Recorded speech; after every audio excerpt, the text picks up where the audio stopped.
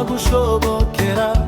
Ibisa n'ibikomeye mu maso yacu, nabo bigira amaso kandi birakumvira. Nta musozi uba munini imbere yawe, kuko atana kimwe kitagushobokera. Ibisa n'ibikomeye mu maso yacu, nabo bigira amaso kandi birakumvira.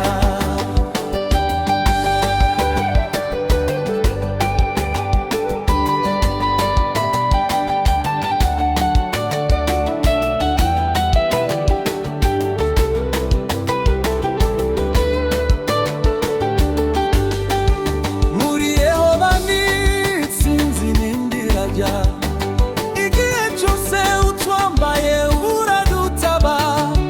Ibisa n'ibikomeye mu maso yacu, nabo bigira amaso kandi birakumvira. Nta musozi munini imbere yawe, ibisa n'ibikomeye mu maso yacu, nabo bigira amaso kandi birakumvira. Nta musozi uba munini imbere yawe, kuko atana kimwe kitagushobokera.